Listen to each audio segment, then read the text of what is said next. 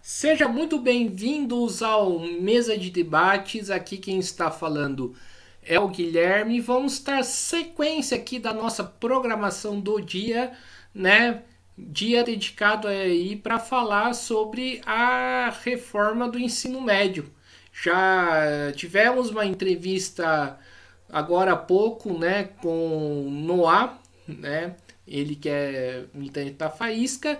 E agora a minha convidada é a Lari, Larissa Comodaro, né, militante aí do Rebeldia e também do PSTU, né? O objetivo aqui é trazer várias visões aí das organizações aí para você, né, ficar inteirado aí sobre esse debate da reforma do ensino médio. Então, Lari, tudo bem? Então, para aqueles que ainda não te conhecem, né, que você já é uma conhecida aqui do Mesa de Debates, por favor, fale um pouquinho aí de você. E aí, pessoal, saudações aí, agradeço o convite da galera do Mesa de Debates para pautar essa discussão muito importante, né, que é a do novo ensino médio e suas consequências. Sou a Larissa, eu sou estudante de matemática, futura professora. Acho que esse tema é muito importante aí para a gente travar na juventude e na sociedade toda, né?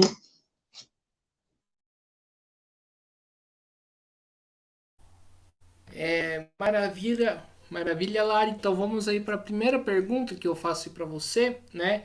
Quais são as consequências aí dessa reforma, né? Que a gente sabe aí da resposta, mas é bom falar do ensino médio aí para a juventude.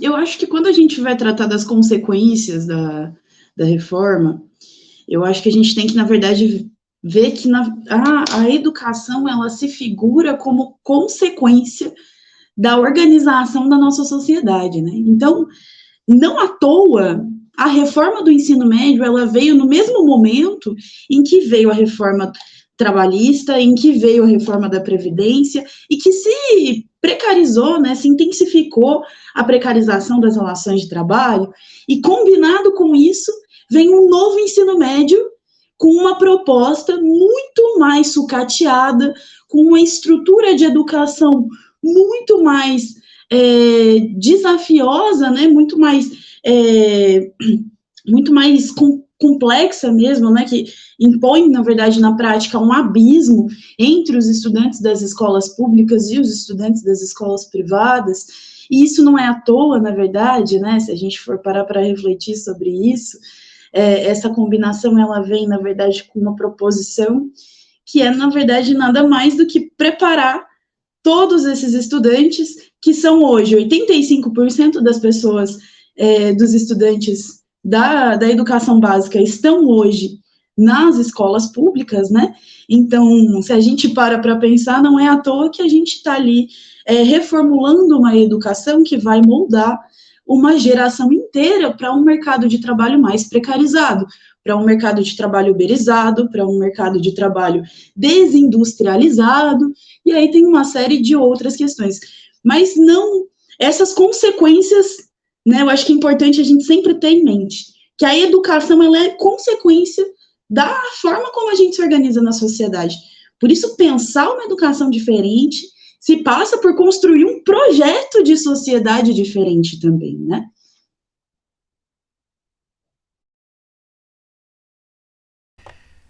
Certo. E Lari, fala aqui um pouco aí dos governos petistas, né? Tanto o Lula, tanto o ministro Camilo, né, estão meio que balançando, não são firmes aí para falar contra a reforma do ensino médio, né? É, pequeno problema, pronto, voltou. O Lula, né, quer fazer um plebiscito aí para decidir, né, sobre a questão da reforma e eles querem, né, mudar alguns eixos e não revogar. Como que você avalia aí a postura desse governo, né, do PT em torno desse tema?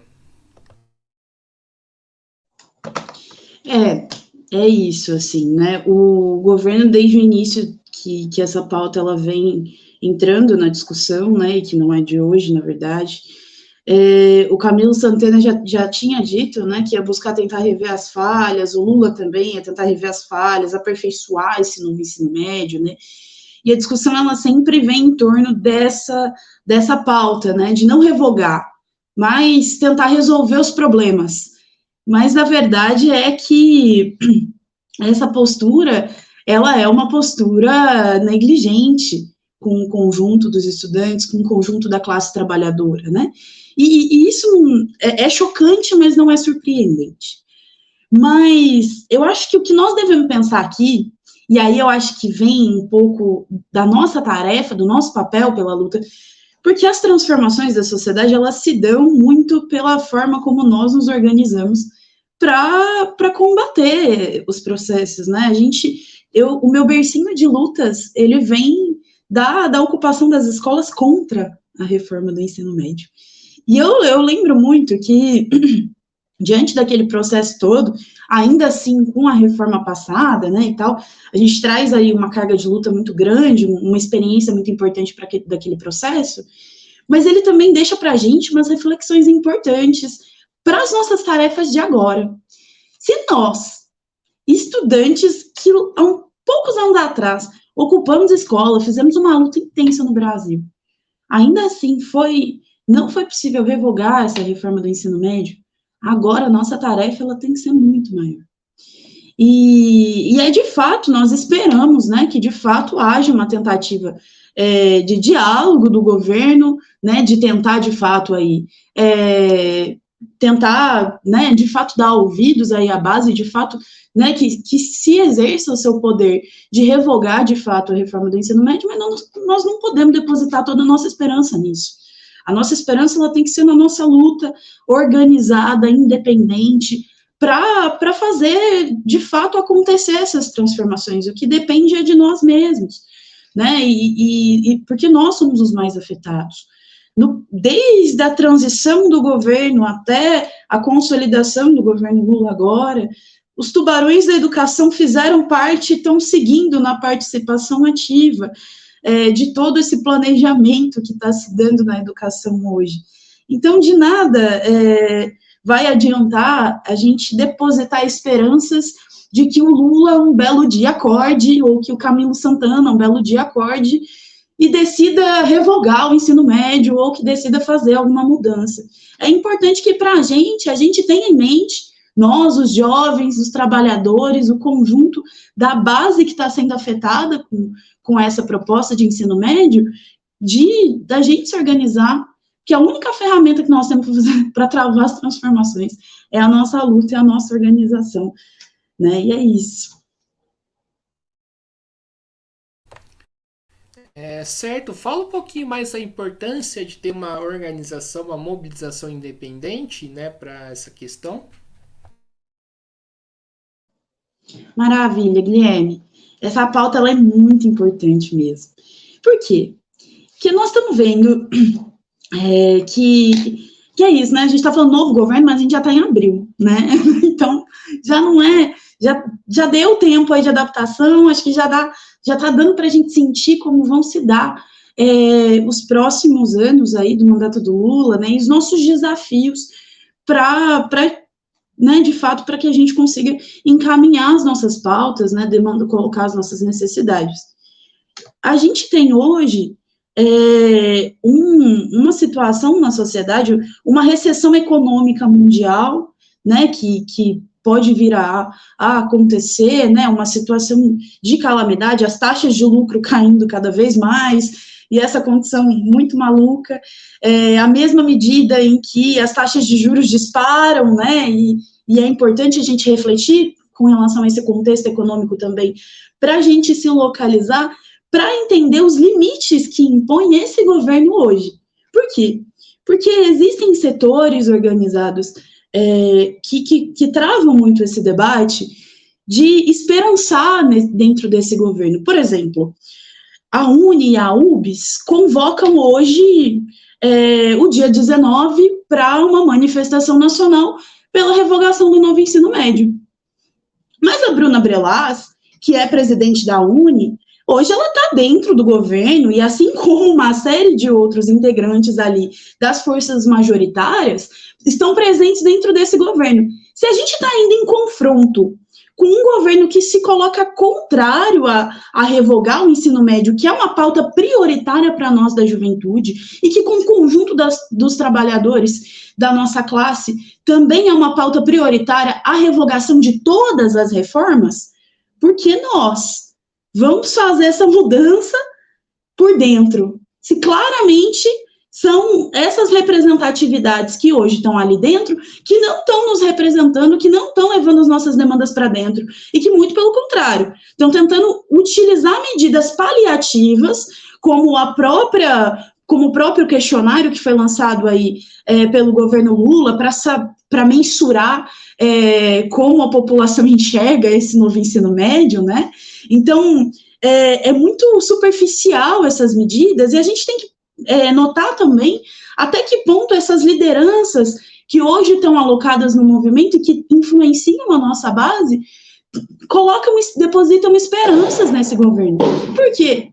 Porque nós temos que fazer uma luta independente. Uma luta independente, o que isso significa? Significa a gente se organizar considerando a autonomia dos trabalhadores, das trabalhadoras, da base que está sendo afetada. E encaminhar essas demandas, porque, diferente do governo Bolsonaro, no governo Lula nós temos espaço. Então, no governo Lula, que nós encaminhemos essas demandas e que pressionemos esse governo para que ele implemente a revogação, né, para que ele tenha aí que use do seu poder, a partir da nossa pressão, para que essas medidas que a gente reivindica, elas tenham algum impacto, né, ainda que difícil.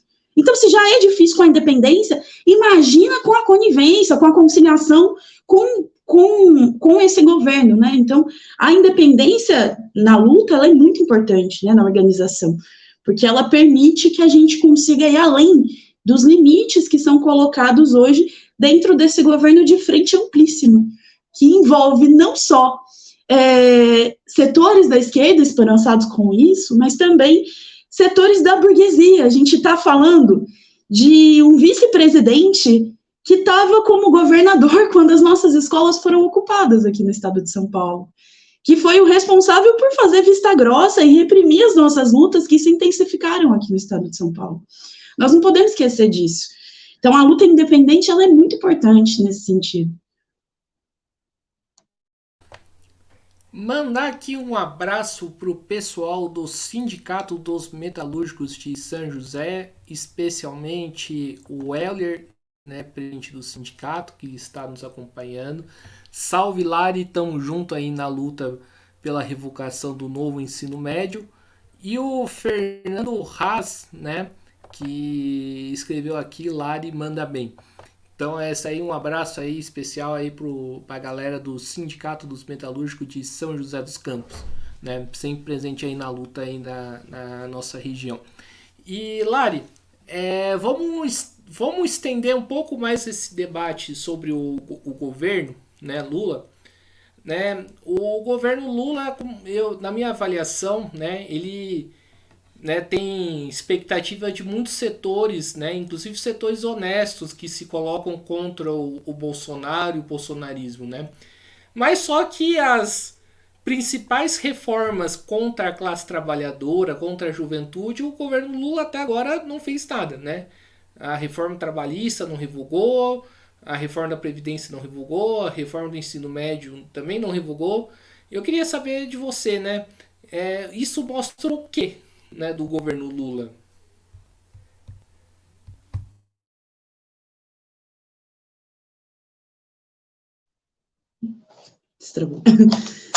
Isso mostra muito, Guilherme. Isso mostra muito do perfil, assim. Primeiro, antes de tudo, né, concordo com você.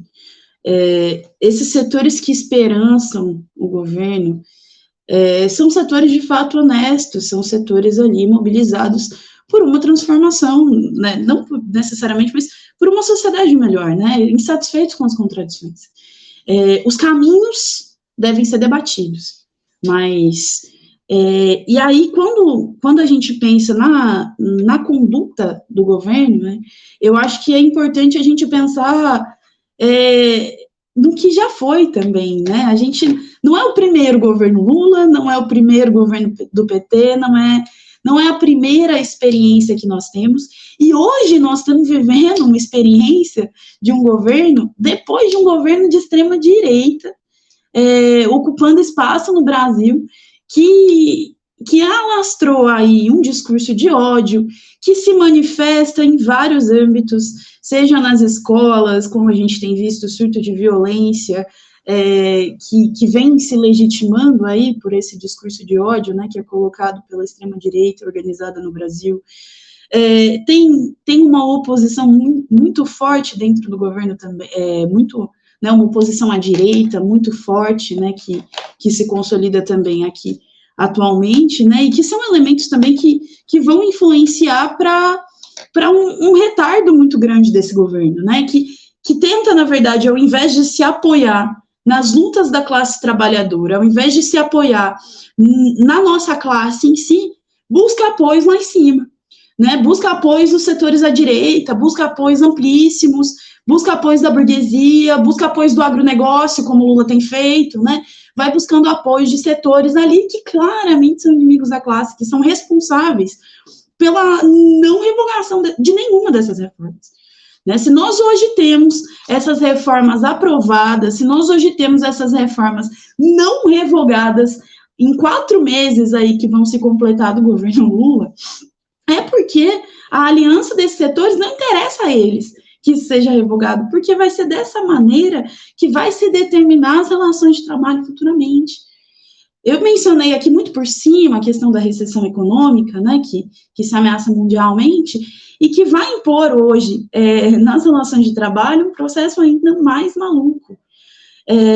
A gente tem hoje uma condição... Qual é a ferramenta que os grandes capitalistas, que os grandes empresários, eles utilizam, e por isso que o governo Lula não deve se aliar a esses setores, né, não deve se aliar aos mais ricos, porque vão contrários às nossas forças, mas de fato ele já faz, e a gente tem que olhar para isso criticamente.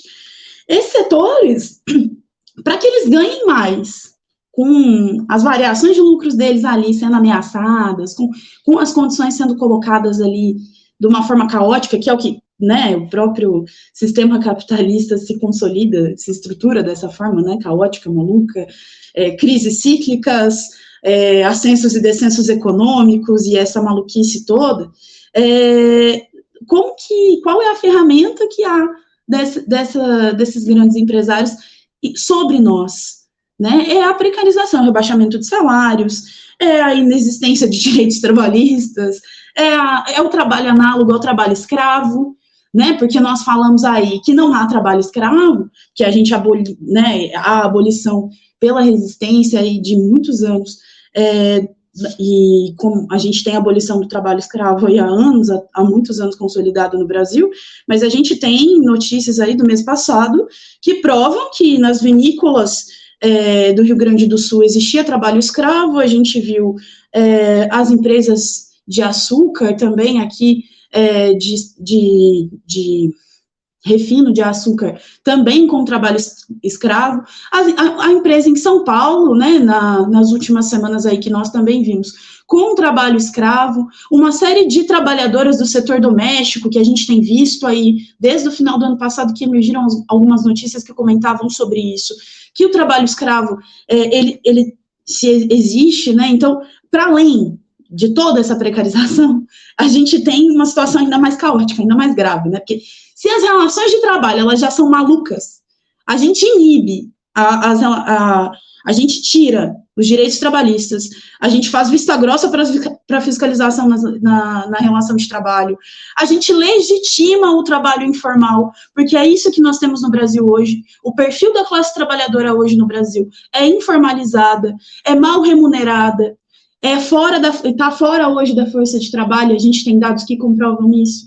Então, toda essa condição que se coloca hoje, ela é a forma de abrir espaço para se elevar essas taxas de lucro que hoje estão em queda mundialmente, né? E é uma forma que interessa a esses setores, o rebaixamento de salários, a precarização, a desigualdade salarial entre homens e mulheres, entre LGBTs, entre, né, todos os setores oprimidos. E essa é uma forma que vai impor essas condições para esses setores que o Lula hoje busca aliança dentro do governo. Então, se hoje não houve ainda a revogação de todas as reformas por completo, é porque, de fato, existe um interesse desses setores que hoje têm um poder sobre o governo. Por isso que nós devemos fazer a luta independente, é por isso que nós devemos conduzir a nossa organização da classe trabalhadora de forma paralela à forma de organização do governo. Nós não devemos ser cooptados para dentro desse governo que hoje está aliado com esses setores que, na verdade, acham que é natural que haja trabalho escravo, que não denunciam essas contradições, que sequer vão pensar e se importar com as contradições que nós vemos hoje na sociedade, que é isso. A nossa condição para nós mais jovens e conduzir essa luta pela revogação do ensino médio ela é tão fundamental, por quê? Porque nós somos os futuros trabalhadores e condicionados a essas relações de trabalho que foram impostas pela reforma trabalhista de forma muito mais precária, que podem ser intensificadas com uma nova contra-reforma trabalhista, e não só, né, nós somos a futura geração que, se não transformar essa realidade, vai adoecer no posto de trabalho, sem direito à aposentadoria, sem perspectiva de vida, isso se tiver possibilidade de emprego, que a nossa realidade já hoje é difícil. E aí a gente vê situações, por exemplo, aqui em São José, né, a gente viu na semana passada o caso do motorista de ônibus, né, que falece enquanto está trabalhando, que tem um ataque cardíaco e tudo mais. Existem muitos elementos que a gente pode discutir, e com relação até às condições de saúde dele, uma série de apurações que nós podemos fazer. Mas eu acho que é uma notícia que abre um espaço para que a gente reflita sobre quais condições de trabalho a gente está tendo hoje. Porque a morte no espaço de trabalho, ela não é o primeiro caso que nós vemos. Na verdade, a gente tem visto muitos. Então, refletir essas condições de trabalho que estão se intensificando, que estão piorando hoje, é uma forma de refletir a relação com essas mortes, com o próprio adoecimento mental, né, que se alastra pelos diversos setores, né, de trabalho e tudo mais. Sim, sim. E, Lari, nós, nessa semana, nós tivemos aí o triste caso da professora Elizabeth, que foi assassinada, né, por uma facada nas costas, né? É possível travar uma relação entre o que aconteceu, né, e a reforma do ensino médio?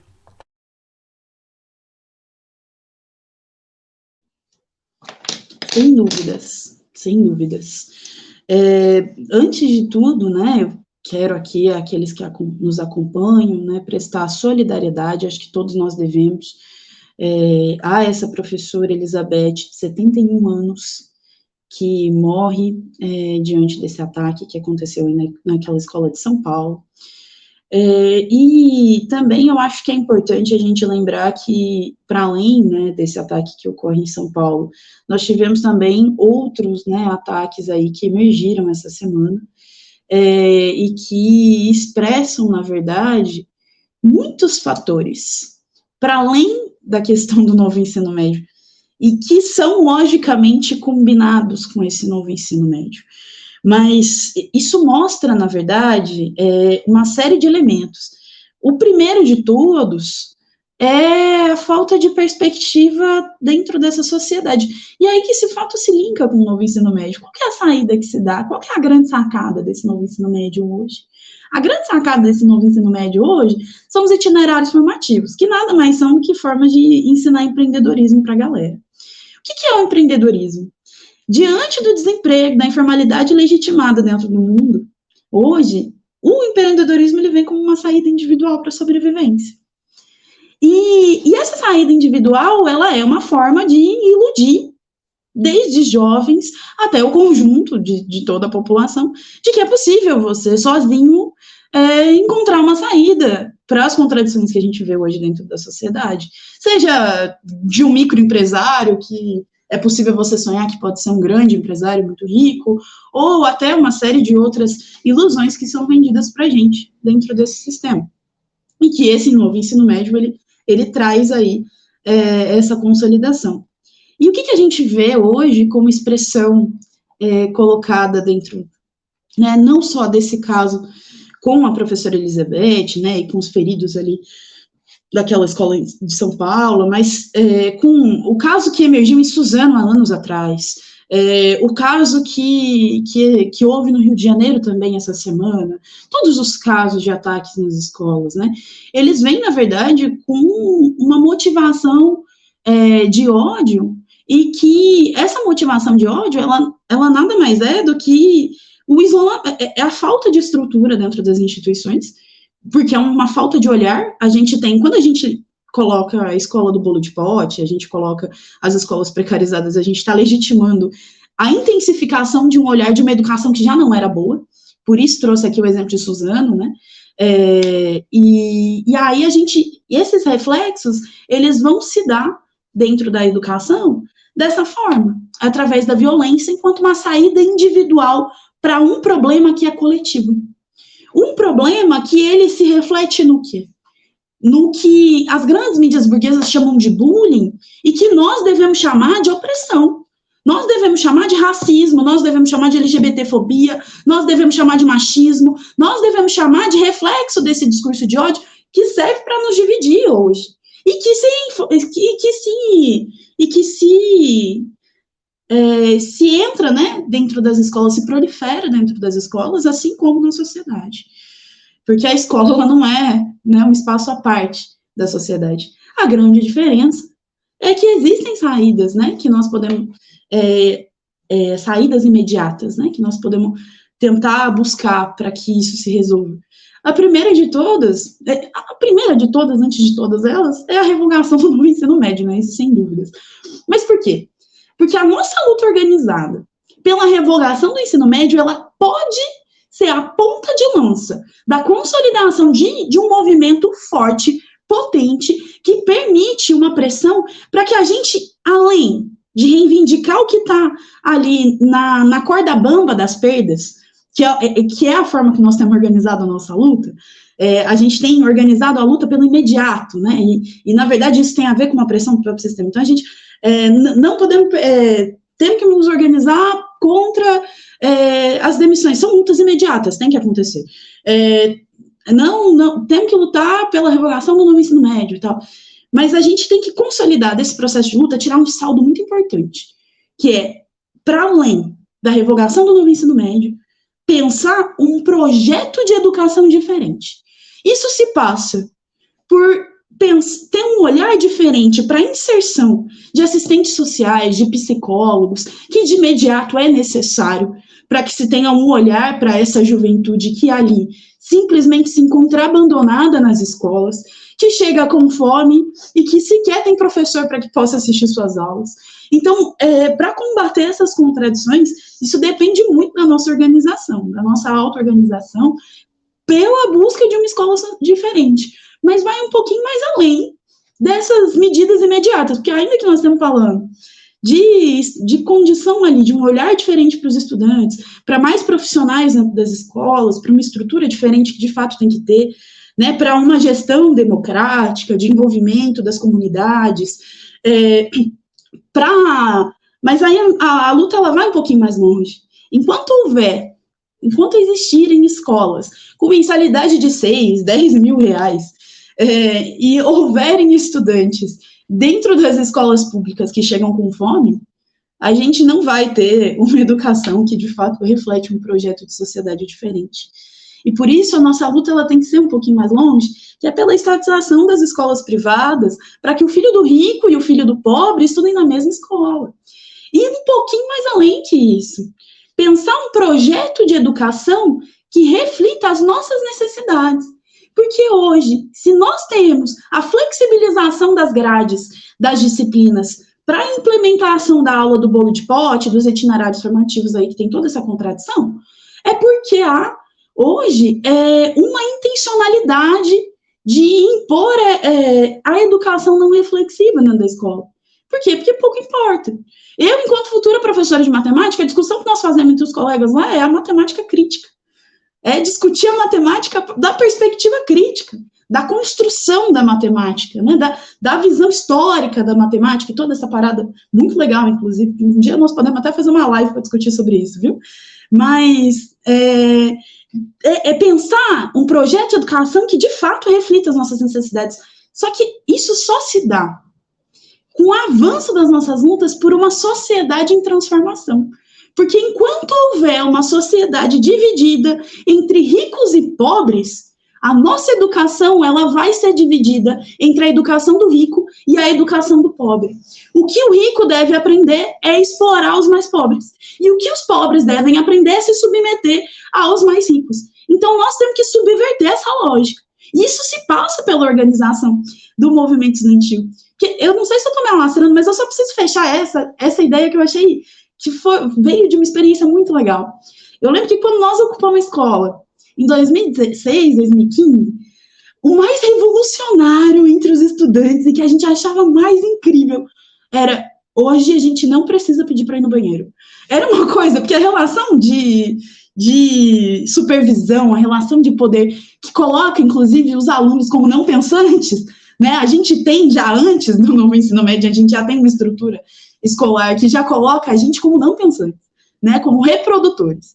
Então, quando a gente subverte essas relações, quando a gente percebe que nós podemos também pensar as regras, que nós temos capacidade, porque se a gente vive naquela realidade, nós temos plenas condições de pensar o rumo delas, a gente pode, sim, se organizar para pensar uma estrutura de educação que se combine com uma estrutura de sociedade que nós queremos.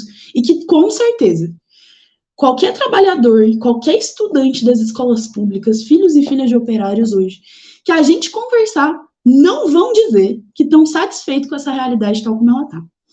Pode ser que os caminhos ainda existam ainda existam ilusões.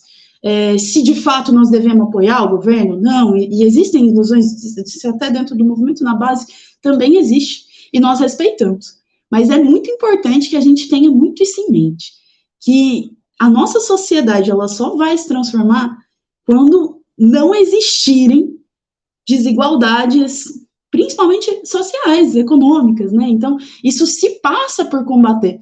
E esses caminhos, nós temos que discutir muito, pensar mesmo, buscar essas experiências na história e refletir os próximos passos, porque, de fato, não há uma saída combinada e aliada com esses setores mais ricos que, na verdade, querem o contrário de nós. Então, esses caminhos, eles podem ser construídos, e eu sou muito empolgada quando eu vejo esse movimento emergindo hoje no Brasil, e eu acho que não pode morrer, porque eu vejo como uma ponta de lança para essa transformação de fato, assim. Tem uma potência muito grande. Eu espero que cada aluno do ensino médio que esteja acompanhando essa live pense isso, reflita na capacidade que nós temos de tomar as decisões das coisas, que a gente é desestimulado a pensar nisso. É isso aí, né? E, Lari, fomos aí para a última parte aí da nossa entrevista, né? O que você como Rebeldia, o que o Rebeldia está aportando, né? Como tem sido aí a atuação do seu coletivo aí nessa luta tão importante? Ótimo. Nós, do Coletivo Rebeldia, nós estamos defendendo exatamente todas essas pautas que eu já havia mencionado, né? A gente está defendendo que essa luta e a nossa atuação, ela tem sido, né, nos diversos locais do país afora, a organização do movimento para que se, de fato, consolide essas ideias mesmo, né, de uma sociedade diferente, que isso é possível a partir da nossa organização pela revogação do ensino médio. Mas um pouco mais do que isso, não é uma luta pequena, Por quê? Porque existe uma pressão muito grande de fato, se iludir com relação à pauta do novo ensino médio, de não ser, de fato, revogado. Então, a nossa luta hoje, mais travada, ela tem sido na pressão de que o Lula revogue o ensino médio, né? Então, hoje nós estamos movendo a campanha. Lula, revogue, a campanha que nós estamos movendo, ela segue com a seguinte palavra de ordem, né? Nem aperfeiçoar ou revogar. E a gente pede para que o Lula revogue o novo ensino médio. Então, essa campanha ela é muito importante, porque, de fato, há uma polêmica que precisa ser transparecida. Inclusive, a nossa tarefa, ela tem que ser incisiva. E é o que nós estamos levando adiante, né, enquanto Coletivo Rebeldia, de que nós temos que incidir nos espaços, porque é isso, a gente vai nas portas das escolas, aqui no Vale, por exemplo, né, a gente tem uma frente pela revogação do novo ensino médio, e que tem movimentado aí a ida à porta das escolas, o contato com os estudantes. Ontem mesmo aconteceu uma roda de conversa com secundaristas e tudo mais, e nessas conversas é perceptível a insatisfação generalizada da galera. Então, o que precisa ser feito, de fato, é uma luta intensa. E é por isso que a gente quer colocar, e estamos depositando todas as nossas forças nos próximos atos nacionais da educação, que precisam ser intensificados, e fazer esse debate nos espaços que a gente puder, porque nós aprendemos muito lutando, né? Ainda mais no movimento secundarista, que é o primeiro contato, é o bercinho de lutas, e é o bercinho de lutas coletivo, né? Porque individualmente nós lutamos todo dia contra todas essas contradições, né? Uma criança, ela encara o machismo diariamente, ela encara as suas contradições, as formas de opressões dentro de casa e fora, né? Enfim, sozinho nós já estamos lutando, né? Mas coletivamente, esse é um primeiro bercinho de lutas, é um primeiro processo.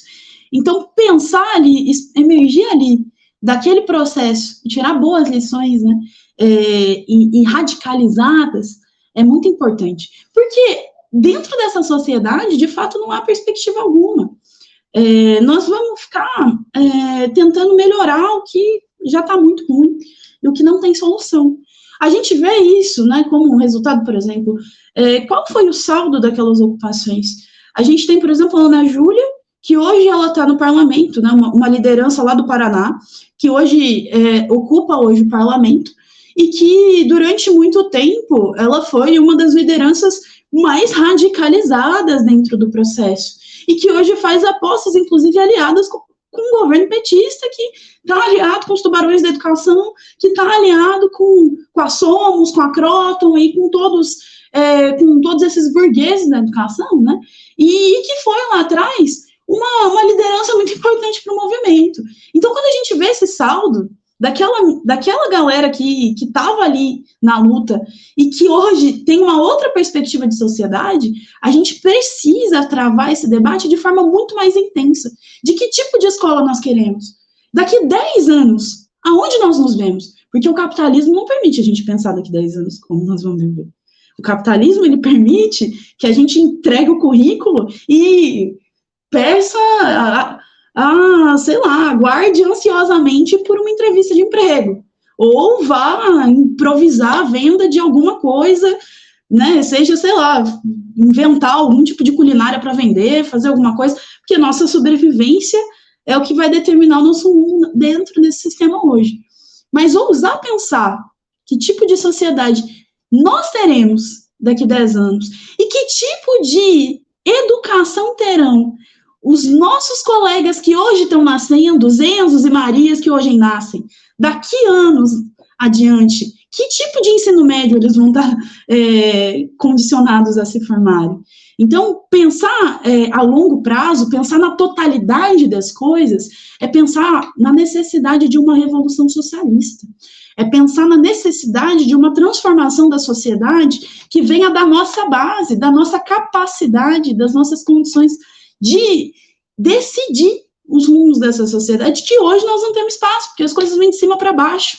É um pequeno grupo muito rico que está decidindo como vai ser implementado uma educação, um novo ensino médio que não funciona. Combinado aí com uma reformulação da BNCC também muito drástica, né, que a gente podia até em outro momento aí travar essa conversa também, essa reflexão. Mas, então, a nossa luta hoje, enquanto Coletivo Rebeldia, ela é nesse combate, entendendo que se anos atrás a gente vem de uma geração que hoje está iludida com esse sistema, que está iludida, que de fato são, e nós não questionamos a honestidade de nenhum desses lutadores, mas que estão fazendo uma luta, que estão travando uma luta por dentro de um sistema falido. E a nossa luta, o nosso diferencial em travar a luta, é travar a luta de forma independente por um sistema, por uma forma de organização que corresponda às nossas necessidades.